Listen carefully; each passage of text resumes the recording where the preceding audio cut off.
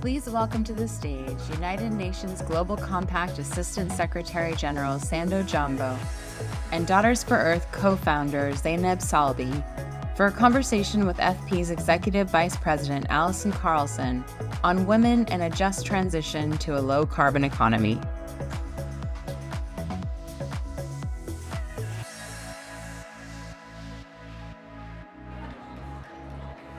Hello, everyone. Oops. It's a real couch. Oops. Hello, everyone. Thank you for joining us. Oh, we help each other. We are excited to have you all here and also all of the great networking that's been going on. Thank you to everyone again who has joined us in the room and to our audience who is joining us online. This is a packed program, as you can see, in a packed room, but we also have hundreds of people that are tuning in from around the world. So thank you all for making the time to join us this morning. That was an incredible conversation. That's good, thank you. Just to get the silence. Yeah, exactly. Thank you, everyone. That was an incredible conversation with a lot of great energy, and we're going to keep that up.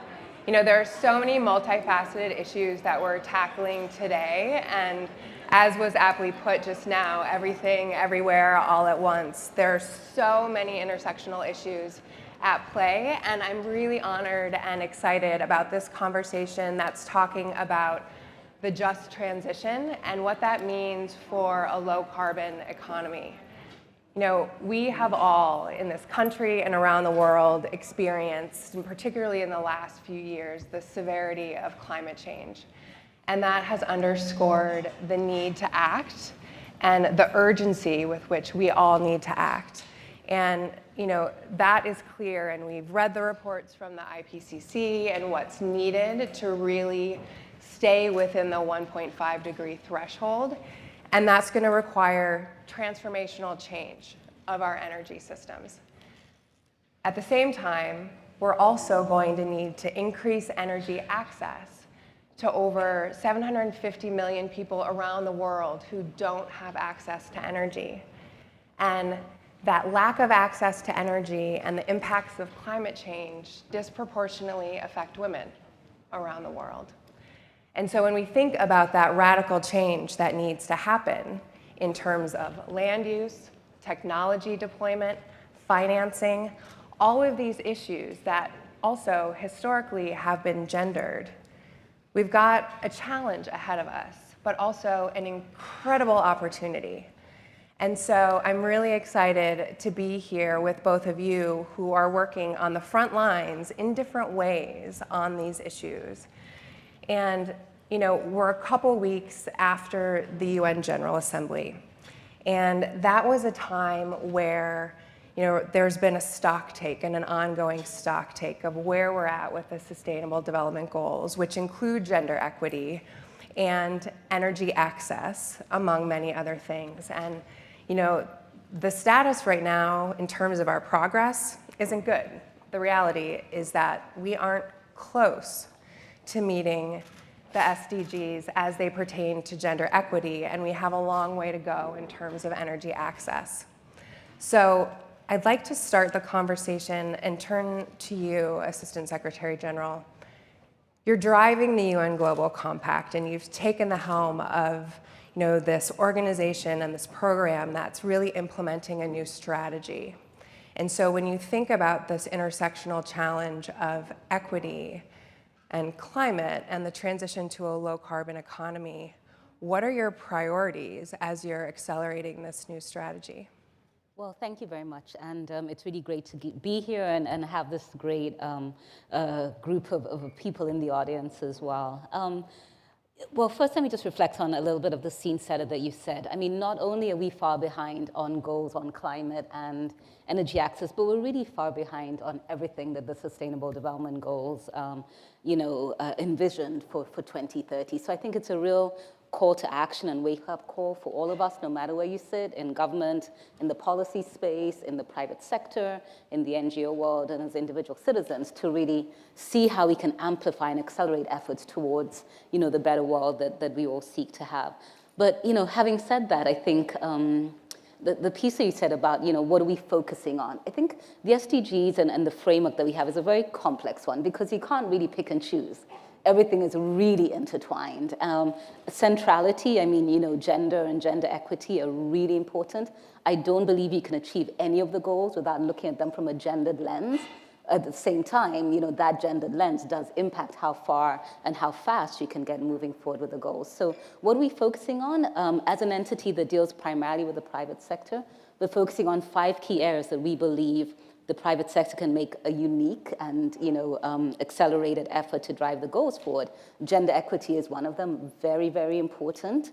The number of women you have at the table in terms of leadership and management, and not simply having them at the table, but giving them space to meaningfully participate and meaningfully make decisions is absolutely important. But also looking at things around equality and equity around women's participation, absolutely critical. And then the energy transition and the climate transition, very key in terms of what we do. Underpinning all of that is how it's financed, and that ties back to how many women you have at the table and what they do there, because there's not enough women at the table around decisions on financing, resource allocation, and strategic prioritization. So it's really important for us to work with businesses and with policymakers to make sure that women have a space at the table to represent, to advocate, and to really amplify the gendered perspective that we need. Thank you for that. And having that seat at the table in a meaningful way is so critically important, and such that women's decisions can be informing policy, investments, et cetera. Zainab, I'd like to turn to you. And when you think about that, having women at the table and also supporting women to also then be agents of change, how do you think about that in the work that you're doing, and how the just transition is encompassing all of that, and really what's needed to ensure that women are supported to be those agents of change? It's like, where do I start? A preview of what I'm doing is Daughters for Earth is a fund that funds and celebrate women-led climate actions. And one of the things that's I'm finding is women are marginalized in all sectors financially and in decision-making table, as we all know that, right? That's a fact. When it comes to the climate sector, and that is inclusive of energy as well as farming, as well as conservation, women are getting 2 cents out of every environmental dollar that is going to the issue. So they are even further marginalized from any other sectors, more than the financials, more than the humanitarian, more than, and it's very, very minimum they're getting. We are seeing that they're actually very active, and it's a force, it's an unseen force. But again, I feel like it's the same pattern that we always deal with when it comes to the story of women. It's an unseen force. They're doing some magnificent work, both on the energy level, both on the farming level, both on the conservation level, unseen, unsupported. How do we get them at the negotiating tables? And this is something, it was interesting. I was speaking with a group of financial CEOs, and they were like, you mean we need women but women are already in the decision-making process. It's like, not process, we want them at the negotiating table. We already are staffing all the men and writing all the memos and doing all the research. We are in the process, but that is a different thing than being at the table. And the lens is not either, it's few things. So the challenge is not seeing, sort of not seeing that there's a difference between process and decision making, and needing to distinguish that. So it becomes a decision of quantity of women, how many women, as opposed to also we need women at this, quality of decision, basically, rather. And then the third for me is, how do we actually how do we understand that maybe women will say it differently and express themselves differently and prioritizing differently? Not worse, not better, but differently. And that different is actually important part of the solution. And that is a challenge we still need to work on. Absolutely, and breaking those patterns. And as you're describing, how do we support women to be in decision-making positions of leadership, and positions ultimately of power, that they can inform and be part of those collective decision-making and investment decisions that are being made. And so I think that begs the question, how do we break that pattern? And what can be done in terms of corporate social responsibility, in terms of supporting women throughout the employment pipeline. You know, you work with, Assistant Secretary General, you work with businesses. When you think of CSR, when you think of mechanisms for accountability, how are you working with businesses around the world to ensure that women just aren't in the room, but they are, in fact, part of the decision-making process?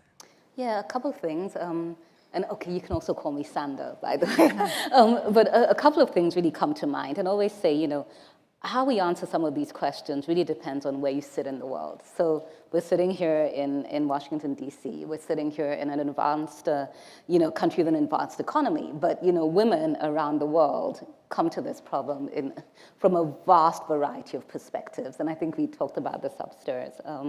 You know, the corporate world here is, you know, generally progressive. Women can be at the table. I know there's a few nuances that you spoke about.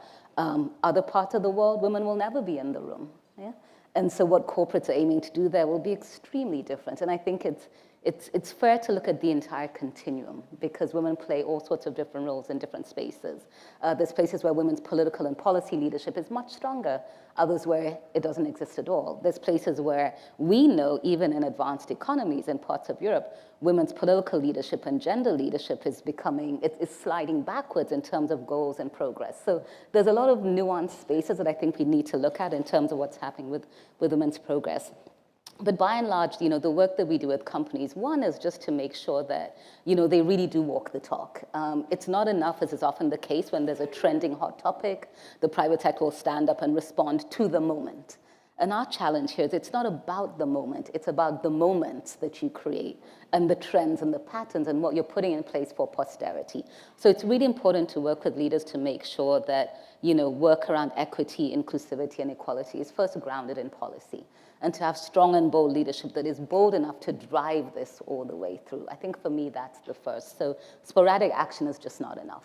It's got to be grounded in company policy and the way that companies operate. And it's an interesting time because we did a survey of CEOs last year, and you know, about 3,000 CEOs from around the world. And irrespective of where they came from, north, south, east, west, large company, small company, et cetera, they all said, and you know, apologies to the CEOs in the room, and if you feel this way, this is just reaffirming that this is one of the most awful times to be a CEO, because the challenges of this world are probably not what you learn how to address in business school or policy school or wherever you were.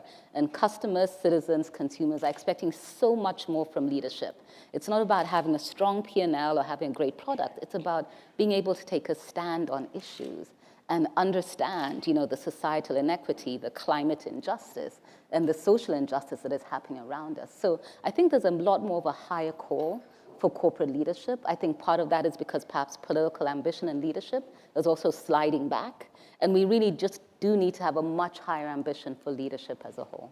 Yeah, I think that's really well said. And you raised such an important point at the outset of your comments about we're sitting here in Washington, D.C.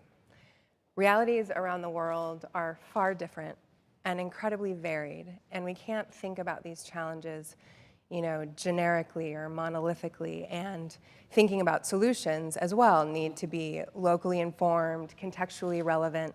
And so Zainab, when you think about your work, and you made a really important point earlier about in some places in the world, women aren't even visible, but yet they're doing a vast share of the work, particularly as it relates to the land. In the work that you're doing around the world and the projects that you've been a part of, how are you seeing women and how can they be made more visible so there is a recognition of the work that's being done, and with time, they can be integrated into the decision-making process?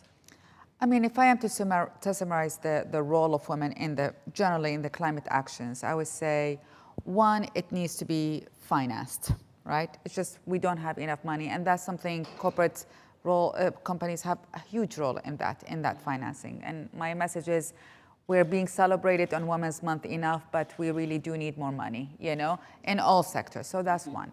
The second one is there needs to be the connection between climate and gender. That connection has not yet been understood at a wider spectrum, that we cannot solve the biggest existential crisis facing us without the full inclusion of women in all of its leadership, basically. It's just common sense. We have that facts and figures in other sectors. In peace agreements, if we include women, the peace agreements have lesser chance to succeed. In other sectors, we have facts. We're missing that in here because we need statesmen and women and corporate CEOs to actually understand that this is a vital investment. We know that if you invest in women, you get better return in small businesses, for example. We need that equation with climate and gender. And the third thing is we need to make them more visible. And this is one of the things that we're working on at Daughters for Earth, which is they are doing some magnificent work both in the nonprofit and the for-profit sector in terms of renewable energy, in terms of shifting not only to regenerative agriculture, but shifting their farming models in a more holistic models, more environmentally friendly models, and in terms of conservation. They are, honestly, it's quite amazing what they're doing. I mean, we just had youth movement in Ecuador that changed the Ecuadorian constitution to stop fossil fuel companies from extracting from the Amazons in Ecuador. This is all women-led, youth-led movement. So we just need to make them more visible, and that's when we need the power of the media, right? And then for us, to celebrate them more. And then for us, and one of the things that I'm learning and when it comes to gender and climate is to speak language, as you said, that addresses the audience. So I'm learning to talk about risk management when it comes to climate and gender. It's how do we actually also adjust the language to address our audience, because a lot of times when we speak as women and come from the women and the grassroots, we speak to each other rather than to a new audience. And we need to incorporate a new language to bring policymakers and decision makers along the journey. Sure, absolutely. And I think so well said. And speaking to the audience, but also communicating the returns and the impacts, right, which are financial, they're social, they're economic, they're, for our communities, as well as the personal benefit that women individually receive. And so I think those points are very well taken, and also as foreign policy, taking our responsibility as well and part of that, and hope that we are also elevating the voices of people who are working in various facets to understand the intersectionality of these issues and the impacts. And I think those examples, like Ecuador, for example, are really important. And Sand, I'd like to turn to you as well. Can you think of, or could you provide some examples of what you see working, where you've been working with businesses and companies on the ground to translate into actual impact? What's working and that can be learned from so we can actually see that change happen at scale? Okay, I mean, there's a couple of things I'd like to draw from. And first, let me just pick an example right here from the US and the potential of it, if executed as planned, is actually the Inflation Reduction Act. I mean, I do think there's a significant amount of money that has been put towards environmental justice in there. And if that really can transcend from a, government positioning, policy edicts, and get the financing, get it to where it needs to get to, I think that can truly be transformative in terms of what we need to do. I think there's also, and it's still a low amount, I feel, 5% of financing to go towards women-owned, women-led procurement that is green, I think is a good start. I think 5% is incredibly low. I think a lot of support needs to be put towards women-owned enterprises to actually get in and do these bids, because sometimes just even tendering, for government opportunities is something that is highly complex, So, there's windows of opportunity. I think they need to be scaled up tremendously. We need more women taking their place in the transition and the opportunities that exist even within here in the US. If I was to cite a couple of areas where I feel we have businesses that are doing some incredible work, let me think of a company that we have in India. It's called Renew Power, that works on renewable energy, and it's doing a fantastic job at training women around building solar technology, repairing, maintaining, and getting to actually own and deploy solar assets. I think absolutely incredible. The job opportunities in the renewable energy space and actually the investment opportunities are remarkably huge. Last week I was in China, and it was insightful to just see first, the rapid progress that is being made on renewables, that's one, but secondly, actually the fact that only 1% of the world's renewable resources are being deployed.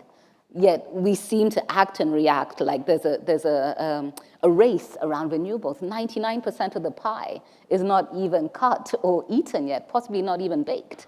So there's so much space around the renewable energy opportunity. So, Renew Power is one. I think when I think about where some opportunities really do lie to get women more engaged in energy and climate transitions, really go back down to the grassroots. Statistics say that the STEM industry has about 32% women participation.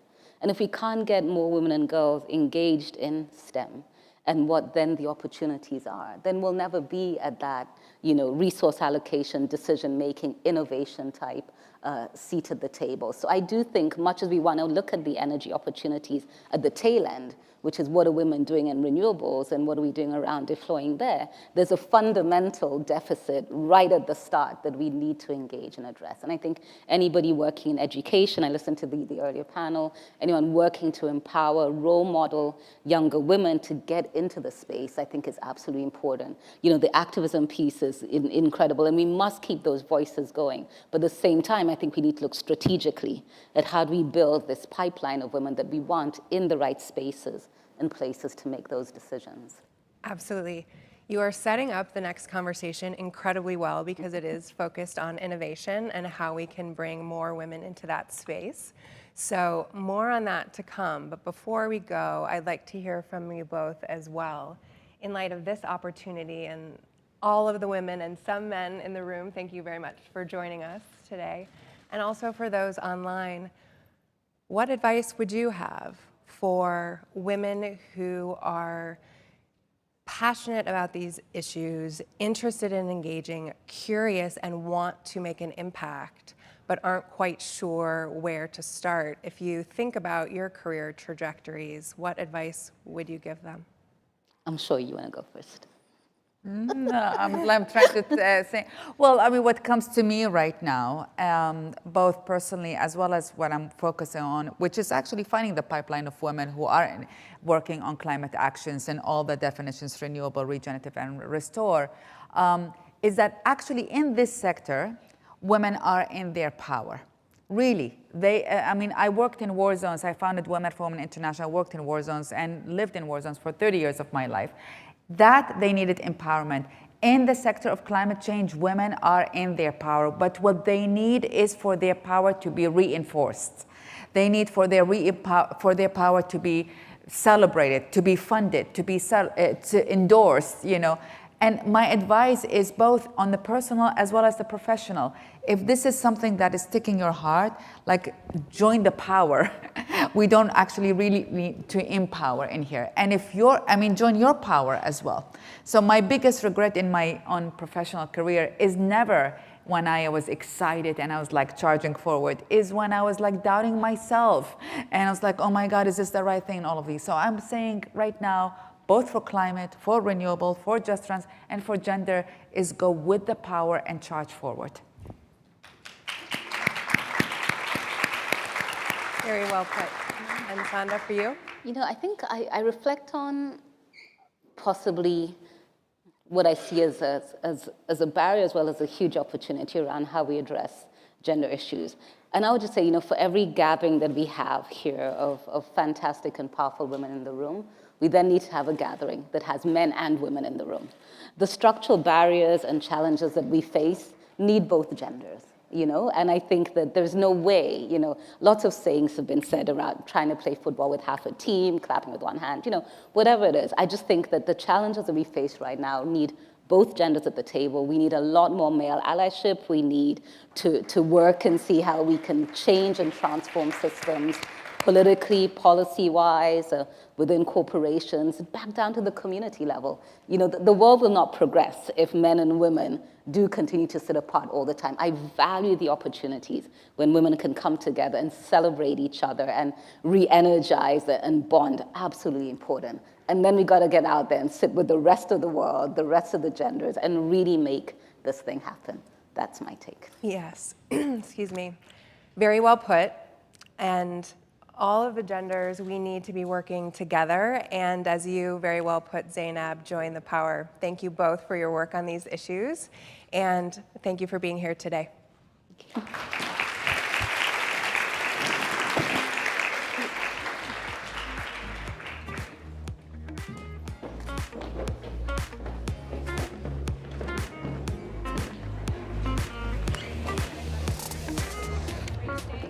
I'm staying. Hello.